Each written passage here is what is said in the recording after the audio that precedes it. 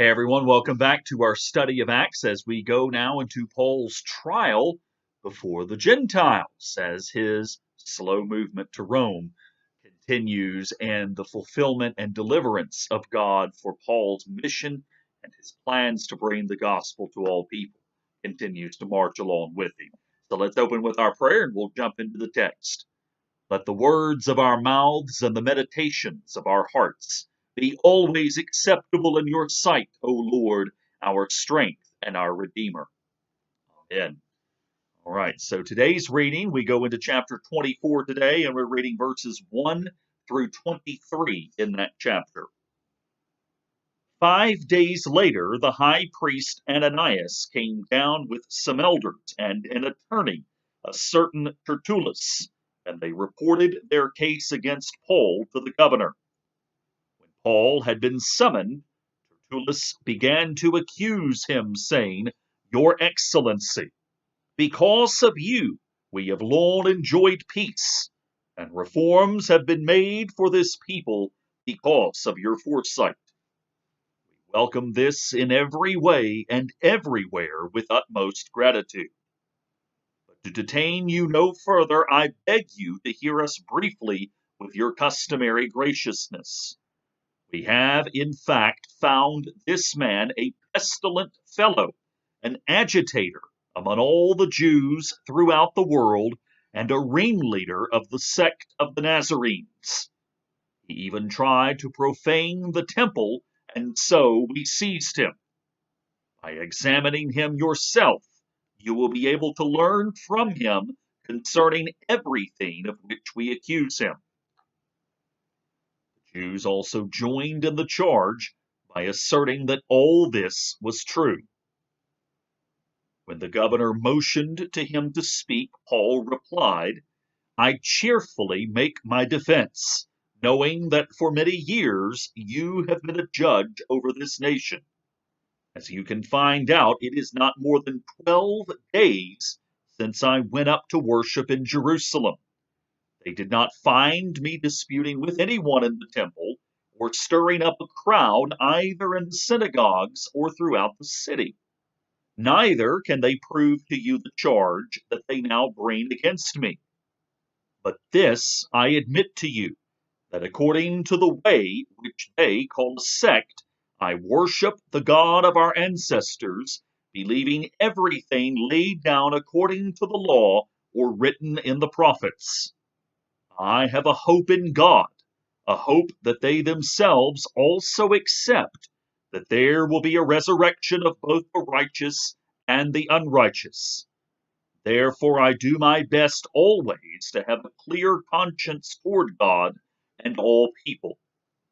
Now after some years I came to bring alms to my nation and to offer sacrifices. While I was doing this, they found me in the temple, completing the rite of purification without any crowd or disturbance. But there were some Jews from Asia. They ought to be here before you to make an accusation if they have anything against me. Or let these men here tell what crime they had found when I stood before the council, unless it was this one sentence that I called out while standing before them. It is about the resurrection of the dead that I am on trial before you today. But Felix, who was rather well informed about the way, adjourned the hearing with the comment, When Lysias the tribune comes down, I will decide your case. Then he ordered the centurion to keep him in custody, but to let him have some liberty, and not to prevent any of his friends from taking care of his needs. All right, so Paul now is on the big stage, now in front, as I said yesterday, of the rough equivalent of Pontius Pilate in the gospel narrative.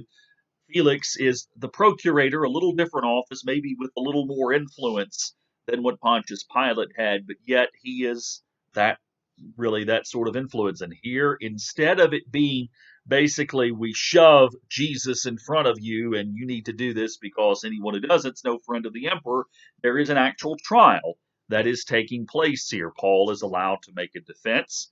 Representatives from from the accusing party are brought forth. Paul doesn't have an attorney, but that was not always the practice, and nor was it a privilege like it is in our culture today. So again, just so you know, or just a reminder, so we can be reminded, so we can know where we were coming from yesterday.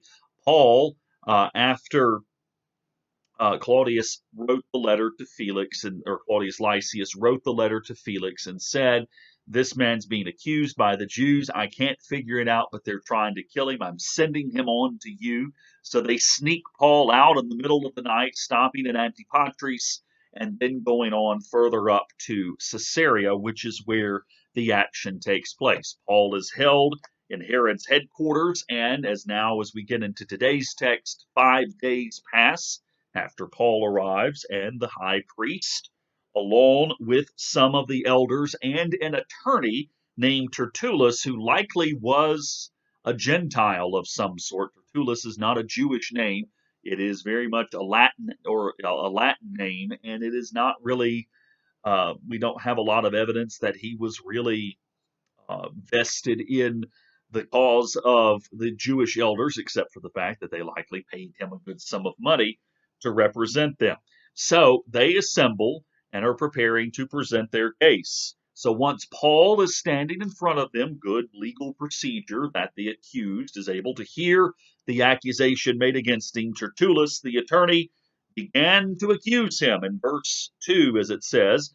And then, without going into the details of this, here we go into another apologies rhetoric format. Is not quite an apology like what we saw from Paul earlier, but the format still has the introduction, a little bit of narrative, and then the conclusion, which sums up the accusations. And of course, the speech here is very, very short, as it is clear that Tertullus is recognizing the fact that Felix is likely annoyed by this whole episode. Certainly the tribune, Claudius Lysias, has gotten quite annoyed by it, by having to go to all of this trouble.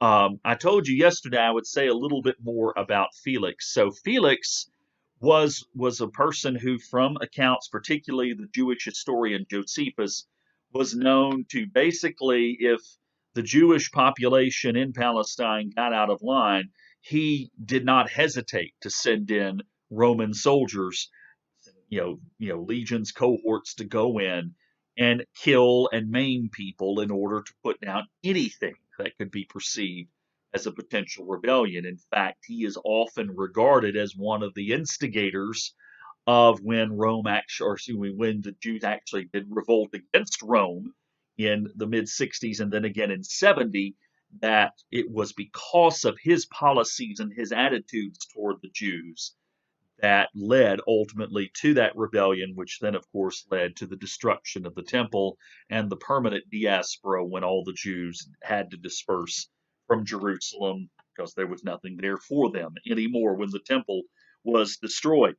And so Tertullus, probably aware of this, keeps his speech short and appeals to the beneficence of Felix, which for Luke's audience, who's reading this later on after the fact, there's a sense of twisted irony. It would be like writing about somebody speaking to Adolf Hitler or to Mussolini or to someone along of that ilk, talking about the great and beneficent rule that they would exercise over their people, which, of course, if you were one of their people, one, you knew you had to do that, and two, you might have just said, oh, well, things are going well for me. I can certainly talk about the beneficent rule of our great dictator, our great supreme leader, whoever it is. There is definitely, whether it's actually a little bit of irony and sarcasm from Tertullus himself, or whether it's just from the perspective of Luke as the author, you definitely sense there's a little bit of, we're buttering him up here a little bit, because we know that he's not inclined to be very favorable to this whole affair to begin with. So Tertullus begins by saying, "Your Excellency, because of you we have long enjoyed peace, and reforms have been made for our people because of your foresight." there actually probably were, from what I have read and studied, there were some things that Felix did allow. He did allow uh, Jews certain rights and privileges, particularly the elite among the Jews. So some of those reforms, the people who were there in front of him probably did enjoy some of those benefits and reforms. But the average Jewish citizen, and again I use that in quotation marks, that word citizen, would not have experienced anything beneficent from this man. So just another little way to say how distant and separated the elders of the temple are from the average, common, everyday Jewish man and woman. And the fact that they were the epitome of this unrepentant Jewish mindset that we talked about last week, that the religion, the sect of the Sadducees, was very much a this worldly religion. Well, they're benefiting from status quo. Hardly anybody else is.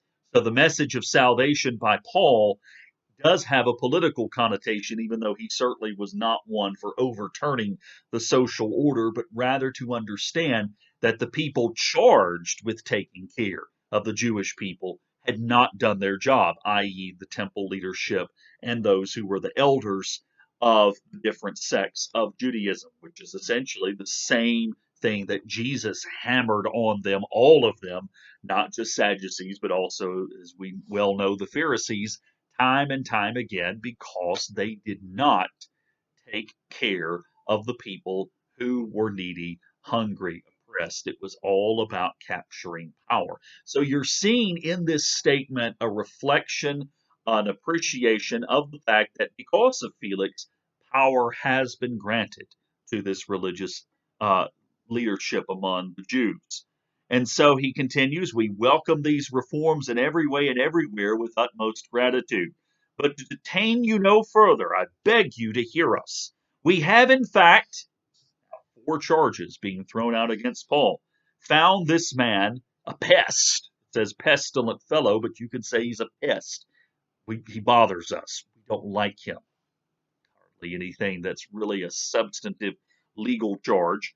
An agitator among all the Jews throughout the world. Now, there is, as we've talked about, validity among somebody who stirs up the people, because that can lead to a charge of sedition and rebellion. A ringleader of the sect of the Nazarenes. Well, if you didn't know who the Nazarenes were, I said, well, who are those people? We do know that whether it doesn't say whether he's inclined favorably to it or not, and likely he's not, but it does say later on Felix has a fairly substantive knowledge of the way. He knows what it is, he knows what it's about, he knows enough to know that it's a different sect within Judaism from those who were standing in front of him, and we'll get more to that here in a bit. And then the 4th charge, he even tried to profane the temple, and so we seized him. Well, we know from previous experience with these same charges that were brought, that he brought his friend Trophimus the Ephesian into the temple. We know that's patently false. Paul did not bring, at least in this account, any Gentile into the temple, nor would Paul even think about doing such a thing. Going back to the fact that he is a ringleader of the sect of the Nazarenes, there is again an irony here that Paul, who just took a Nazarite vow, which does have something to do with the city of Nazareth, there is some connotations there that connect the Nazarite vow to a person from Nazareth. Even though you don't have to be from Nazareth to take a Nazarite vow. To say he's a sect of the Nazarenes is interesting. You're accusing him of something, and actually he is fulfilling that to its fullness, both in what he says, but even in the vows that he took, which are the vows of a Nazarene. So really the only charge that has any merit in this, in a court of law, is this charge of being an agitator. And so basically, he leaves the charges there. And in verse 8, just examine him yourself, and you will be able to see and learn from him concerning everything of which we accuse him. And all of the Jews who were there being represented, however they do it, they say, yes, this is an accurate presentation of the charges that we are accusing him of. It's true. And so then it turns now to a hearing of the defendant. So the governor motions to Paul, And Paul speaks with a little bit, again, here we go into another rhetorical uh, format here. And he begins with his opening introduction. I cheerfully make my defense, knowing that for many years you have been a judge over this nation. Notice Paul makes a factual statement. He's been a judge for many years at this point. And I'm happy to be able to make this defense. And because you've been a judge for a while, that's, I'm happy to do it for my sake. But I also know you have experience in doing this. He does not butter up Felix. He does not make any sort of statements that are trying to manipulate them to see, well, you are a man of law and order who has treated us with respect because we honor law and order, but this man over here does not. Paul just makes a factual statement. And then he goes on to answer the charges. He starts with the charge of sedition, in essence, by saying it's not more than 12 days that I went up to Jerusalem and been there for that long. All of this is we haven't really talked about the specific time frame, but a lot of this has happened in a very short period of time. Once Paul was spotted in Jerusalem, bam, the agitation spread like a wildfire, which is, it shouldn't make a joke about that with our friends out west doing that, but the image is correct. Once few people found out, a whole bunch of people found out very quickly he was there. And the point of saying that is, can you start a rebellion in 12 days? That's sort of the implied question that he says from that. And then he goes on to say, they did not find me disputing with anyone in the temple or stirring up a crowd either in the synagogues or throughout the city. So not only did I not have enough time, but they never saw me doing anything that could be construed as me trying to start any sort of rabble rousing. I was simply there in the temple performing my vows. Paul wasn't even teaching on this trip. He usually would go into the synagogues and proclaim the gospel, argue with the other Jews who were there, but he really wasn't doing any of that here. Neither can they prove to you the charge that they now bring against me, which the charge, again, likely is that of agitator, the one of bringing someone in to profane the temple. But he says, but one of their charges is true in verse 14, that according to the way which they call a sect, I worship the God of our ancestors, believing everything laid down according to the law or written in the prophets. Now, the word sect, and I think we've talked about this before, way back when, it can have two meanings. It can have the meaning of like what we would consider cult, like David Koresh, Heaven's Gate, those kind of things, which are real extreme and dangerous offshoots of an institutional religion, and they really have no identity or no connection with the institution from which they come. Or it can mean a particular school or community of interpretation within a larger tradition. Well, Paul himself has used this word to describe the Pharisees and the Sadducees. They are sects, but that doesn't mean that they're bad. It doesn't mean one's better than the other. They're different interpretive streams. But the key is that they come out of the same tradition. And Paul doesn't deny it's a sect, but his way of phrasing this here, which they call a sect, it's almost to say, well, it is a sect, but not in this negative way.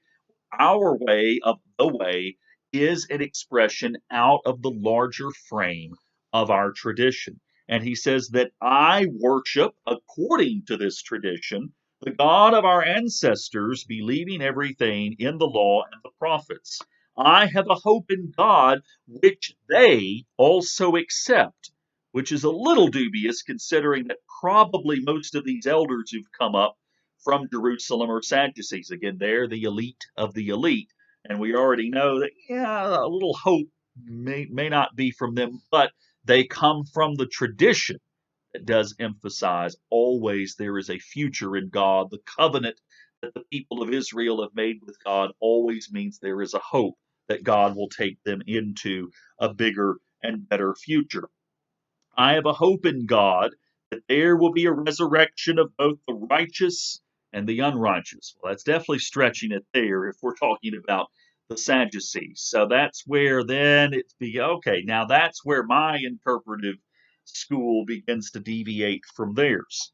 But then he says, therefore I do my best always to have a clear conscience toward God and all people. Here he's using that Greek term again, clear conscience, except really in the Greek it says, I strive to have a clear conscience. It is a race metaphor, and we're familiar in some of Paul's letters with this metaphor. I have fought the good fight, I have kept the faith, I have finished the race.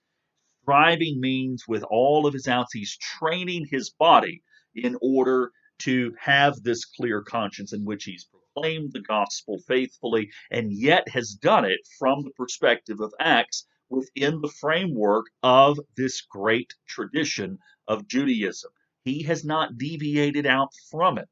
And he doesn't make this argument here, but we've seen Paul and certainly Luke in his narrative style makes a very strong implication that it is those Jews who claim to be the guardians of the tradition who are the ones who've actually strayed from said tradition. Whereas Paul, this is just a continuation of this hope, just a different way of interpreting it, but very much grounded in the essentials of the Jewish faith.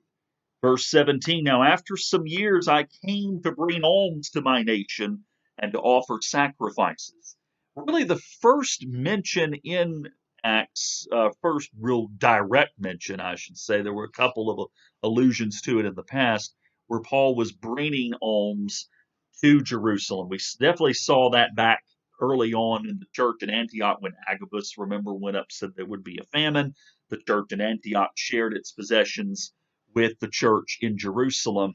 We haven't talked about possessions a lot, but here is possessions raising its head. What we do know from Paul's letters is that he did in the Achaean churches, particularly in Corinth, asked for a collection that could be brought back to the saints. And we know that on one of his journeys, and likely this journey into Jerusalem, he was very intentionally taking alms and gifts to the church in Jerusalem.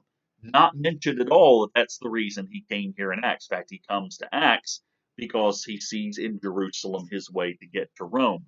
But it does correspond with what we know from Paul's own words in his other letter, that that was another one of his intentions for coming back to Jerusalem, was to offer this gift to James and the elders of the church in Jerusalem. While I was doing this, they found me in the temple, completing the rite of purification. Again, here I was, doing something prescribed by the law, not bothering anybody. But there were some Jews from Asia. They ought to be here before you to make an accusation if they have anything against me. That's not just a side comment, because in Roman law, an accuser who withdrew his or her accusation could be in major trouble with the Romans. If you made a false charge against somebody, in essence, when we've talked about how if a jailer allowed a prisoner to escape, whatever fate the prisoner was going to suffer, the jailer would suffer too. Well, in the case of making a false charge, whatever the verdict would be if that person was guilty would befall the person who made that false charge. So to say, it's actually these Jews from Asia that have done this. Why aren't they here making this? They're the ones that have actually made the charge. So in essence, Paul is incriminating these Jews from Asia who were the ones that certainly were harassing him and following him around for no good during his missionary journeys. And then he flips it back to those who were gathered, or let these men here tell what crime they had found when I stood before the council beyond, for the resurrection of the dead, which essentially says beyond this interpretive difference that we have, which doesn't make me any better than them or them any worse than me. But I think Paul very smartly is using this in front of Felix, who probably is just, what's all this about? Paul makes it very clear by that statement. Their charge is something that really pertains to a matter of our own interpretation, the very point that the Romans already are essentially saying to themselves and to those making the allegation. This is none of our business. This is between all of you to settle this point yourself. But by this point in the story, we know that this is part of God's deliverance and part of Paul's mission from God to go on further, that these charges, trumped up as they are ways for him to go where God has called him to go. Felix then, again, rather well informed about the way, he's smart enough to know what these differences are, and he's smart enough to see that this is just a matter of internal issues. He adjourns the hearing and says, when Lysias the tribune comes down, I will decide your case. So Lysias, again, likely to be called as another witness. And then Paul goes back into custody, but he's allowed visitation rights, which not always given to prisoners, but in this case, recognize that while he needs to be in custody, he has not done anything that causes a threat to Rome, and therefore he gets this privilege of being able to see his friends coming to him. We have gone a little over time today, so when we convene tomorrow, we're going to read chapter 24, verse 24 through chapter 25, verse 12. Felix today comes across, he seems like a very able and rational and listening, and he's kind of put out with this, but he's at least doing his professional duty. We're going to see another side of Felix tomorrow and see that, some of these other things that we've noted about him in other historical sources, such as he is not a figure to be emulated. Let's just put it that way. Read ahead and you'll see what I mean. But that will be our reading for tomorrow, and so I will stop here for today. As always, thank you for being with me. I look forward to seeing you tomorrow. The peace of the Lord be with you. Take care.